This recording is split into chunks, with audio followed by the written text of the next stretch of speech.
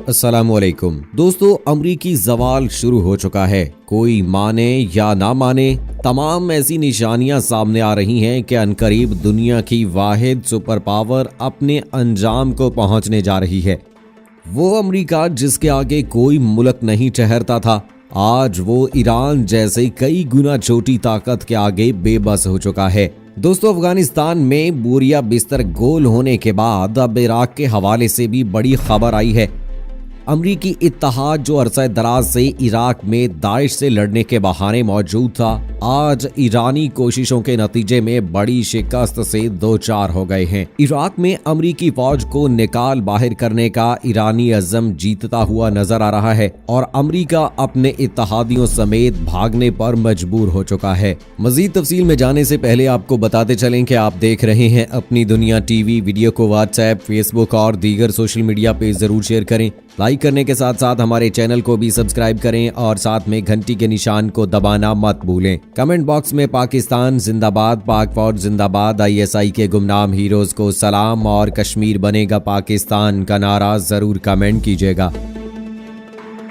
दोस्तों, जब इस साल 3 जनवरी को बगदाद में ईरानी पासदाराने इनकलाब के कमांडर जनरल सुलेमानी को अमेरिका ने एक ड्रोन हमले में शहीद किया, तो इसके रद्द-ए-अमल में ईरान के सुप्रीम लीडर आयतुल्लाह खामनेई ने ऐलान किया था कि अब हमारा मिशन अमेरिका को मशरिक़ वस्ता से निकाल बाहर करना है और आने वाला हर लम्हा मशरिक़ वस्ता में अमरीकियों और इसके इत्तेहादियों के लिए एक जहन्नुम से कम ना होगा। दोस्तों, हम में से अक्सर इस दावे को एक ख्वाब ख्याली ही तस्वुर करते थे, लेकिन आज अगर 3 जनवरी जब जनरल सुलेमानी को शहीद किया गया था के बाद के हालात का बखूबी जायजा लें, तो इसमें कोई शक नहीं कि इराक में तैनात अमरीका और इसके इत्तेहादी फौजियों के लिए एक जहन्नुम बन चुका है। ईरान ने अमरीकी अड्डे पर मिसाइल दागे तो इसके नतीजे में होने वाला नुकसान अमरीका ने छुपाए रखा, मगर बाद में खुद अमरीका की तरफ से ये तस्लीम किया गया कि इसके सैकड़ों फौजी इस हमले में ज़हनी तौर पर मफलूज हुए, जिनका इलाज जर्मनी समेत मुख्तलिफ जगहों पर किया जा रहा है। दोस्तों, बगदाद का ग्रीन जोन हो या फिर अमरीका फौज के कॉन्वॉय, हर चीज पर ताबड़तोड़ हमले किए गए और ये हमले आज भी जारी हैं। दोस्तों, अमरीकी फौजी दस्ते 20 मार्च 2003 को इराक में दाखिल हुए थे। इराक में पेशकदमी का बहाना सद्दाम हुसैन और वसी पैमाने तबाही का बायस बनने वाले हथियार थे। 20 मार्च सन 2003 को सुबह सवेरे बगदाद पर बमबारी शुरू हुई थी। इसके आधे घंटे बाद अमरीकी सदर बुश ने पूरी दुनिया के सामने इस बात की तस्दीक की थी कि इराक की जंग शुरू हो गई है। इराक में सदर सद्दाम हुसैन की हुकूमत को खत्म करके अमरीका और इसके इत्तेहादियों ने इराकी तेल के वसाइल पर कब्जा करने का जो ख्वाब देखा था, वो ख्वाब जनरल सुलेमानी की शहादत के साथ ही अपनी मौत आप मर चुका है। जनरल सुलेमानी की शहादत के फौरी बाद अक्सर अमरीकी इत्तेहादियों ने इराक में मौजूद अपने फौजी दस्ते निकाल दिए थे या फिर उनकी तादाद में नुमायां कमी की थी। दोस्तों, मशरिक़ वस्ता में शाम और इराक की सरजमीन अमरीकी तरजीह में शामिल रही है, लेकिन ईरान के साथ कशीदगी और इराक, शाम, उर्दन, फलस्तीन समेत पूरे मशरिक़ वस्ता में ईरान नवाज मिलिशियाओं ने अमरीका की नींदें उड़ाकर रख दी हैं। जनरल सुलेमानी की शहादत के सिर्फ 2 दिन बाद ईरान ने इराक में मौजूद शिया हुकूमत के साथ अपने ताल्लुकात को इस्तेमाल करते हुए इराकी पार्लियामेंट से भी अमरीका और इसके इत्तेहादियों की इराक से वापसी की करारदादें पास करवाईं और साथ ही ये ऐलान भी किया कि ईरान अमरीकियों की वापसी तक चैन से नहीं बैठेगा। अब ताज़ा तरीन पेशरफ्त के तहत अमरीका ने इराक में एक अहम फौजी अड्डे को खाली करने के बाद इसका इंतजाम इराकी फोर्सेस के हवाले कर दिया है। रूसी मीडिया से आने वाली खबरों के मुताबिक अमरीकी इत्तेहादियों ने इराक में बस्मिया मिलिट्री बेस को खाली कर दिया है। अमरीका और इसके इत्तेहादियों की तरफ से ये मिलिट्री बेस इस बेस पर होने वाले हालिया रॉकेट हमलों की सिर्फ 1 दिन बाद ही खाली कर दी गई है। मकामी मीडिया रिपोर्ट्स के मुताबिक इस बेस पर 24 जुलाई को 4 रॉकेट दागे गए थे, जिसके बाद आज इस मिलिट्री बेस का इंतजाम इराक के हवाले करके उसे खाली कर दिया गया है। इराक में मौजूद इत्तेहादी कमांडर के तर्जुमान ने इस खबर की तस्दीक करते हुए ये एलामिया जारी किया है कि अमरीकी इत्तेहादियों ने बस्मिया मिलिट्री बेस को खाली कर दिया है। अमरीकी इत्तेहादियों की जानिब से ये 7वीं मिलिट्री बेस है जो जनवरी 2020 से अब तक खाली की गई है। तर्जुमान का मजीद कहना था कि इस मिलिट्री बेस पर स्पेन के फौजी तैनात थे जिनकी वापसी हुई है और आने वाले दिनों में मजीद फौजी बेसिस को खाली करके इनका इंतजाम इराक के हवाले कर दिया जाएगा।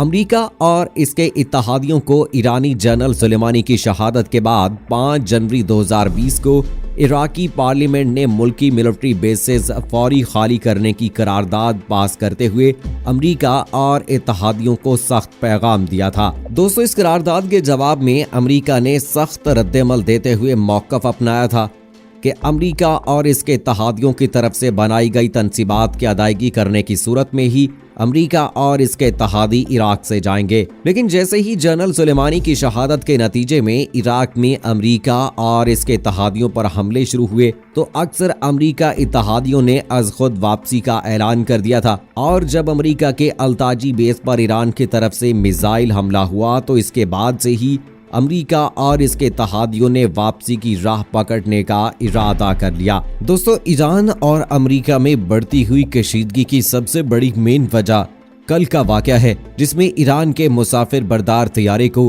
अमेरिका के जंगी तैयारों ने तहवील में लेने की कोशिश की। ईरान ने दावा किया था कि अमेरिकी जंगी तैयारों ने तेहरान से बैरूत जाने वाली एक मुसाफिर तैयारे का ताक़ुब किया है और फिजाई तसादुम से बचने के लिए मुसाफिर तैयारे के पायलट को फौरन अपनी ऊंचाई कम करनी पड़ी, जिसकी वजह से चंद मुसाफिर जख्मी भी हुए। दूसरी जानिब अमरीकी हुकाम के मुताबिक इनका F-15 तैयारा मामूल की निगरानी की मश्क कर रहा था और उन्होंने मुसाफिर तैयारे से एक महफूज फासला बरकरार रखा था। खबर रसाई इदारों AFP और राइटर्स के मुताबिक जुमेरात को महान एयर की परवाज 1152 शाम की फिजाई हदूद से गुजर रही थी जब 2 तैयारों ने इसका ताकुब करना शुरू कर दिया। ईरानी मीडिया पर नशर होने वाली फुटेज में 2 तैयारों को एक मुसाफिर तैयारे के साथ साथ उड़ते देखा जा सकता है, जबकि एक और वीडियो में बज़ाहिर मुसाफिरों की चीखों की आवाजें आती हैं जिस वक्त तैयारा अचानक अपनी ऊंचाई कम करता है।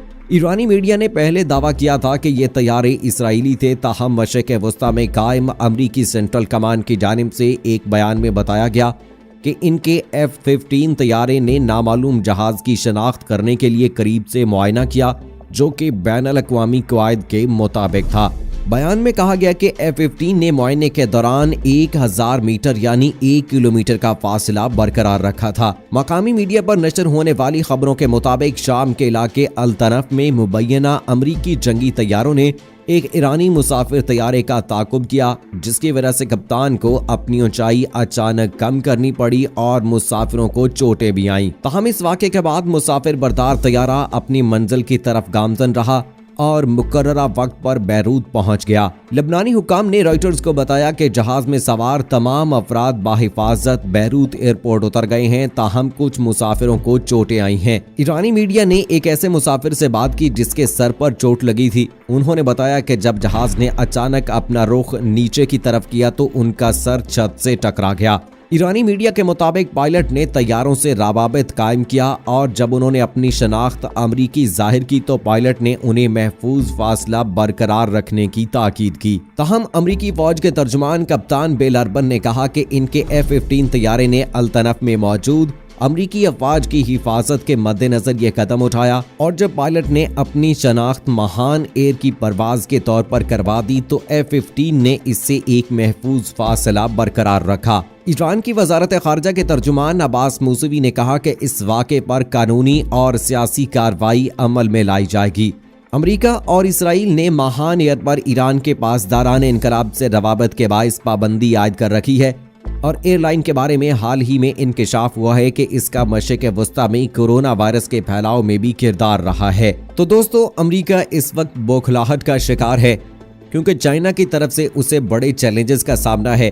अमेरिका ने भारत का साथ देकर भी देख लिया, लेकिन भारत को भी बड़ी हजीमत का सामना करना पड़ा है लद्दाख के मकाम पर। अब चूंकि नवंबर में अमेरिका में सदारती इलेक्शन होने जा रहे हैं तो सदर डोनाल्ड ट्रंप चाहते हैं कि किसी भी तरह वो इलेक्शन जीतने में कामयाब हो जाएं और जो बाइडेन को हराने में कामयाब हो जाएं। तो इसलिए वो कोई भी ऐसा काम कर सकते हैं नरेंद्र मोदी की तरह कि जिस तरह उन्होंने पाकिस्तान और कश्मीर कार्ड खेलकर इलेक्शन जीता था, तो सदर डोनाल्ड ट्रंप भी अब ईरान का कार्ड खेलकर इलेक्शन जीत सकते हैं, जो बाइडेन को हरा सकते हैं। लेकिन इसमें उनको इसराइल का साथ दरकार है जो कि भरपूर तरीके से निभा रहा है। लेकिन जहां अक्सर लोगों की ये राय थी कि ईरान कभी भी ऐसा पंगा नहीं लेगा और नहीं चाहेगा कि वो अमेरिका और इसराइल का मुकाबला करे, लेकिन ईरान ने हैरानकुन तौर पर सबको परेशान और हैरान कर दिया है। ईरान ने भरपूर तरीके से जवाब देते हुए अमेरिका को दम्बा खुद कर दिया है और उसे बता दिया है कि अगर किसी किस्म का पंगा लिया तो ईरान इतनी ताकत जरूर रखता है कि वो अमेरिका और इसराइल के परखचे उड़ा सके। तो दोस्तों देखना होगा कि आइंदा आने वाले इस सदारती इलेक्शन में सदर डोनाल्ड ट्रंप ईरान का कार्ड खेलकर इलेक्शन जीत पाते हैं या नहीं। अपनी इन्हीं कोशिशों में क्या ईरान और अमेरिका के दरमियान जंग हो सकती है, और अगर जंग होती है तो इसराइल और अमेरिका मिलकर ईरान के साथ क्या सलूक करते हैं और ईरान इसका किस तरह से जवाब देता है, ये तो आने वाला वक्त ही बताएगा। ये थी हमारी आज की वीडियो। मुझे अगली वीडियो तक इजाजत दीजिए। फी अमानिल्लाह।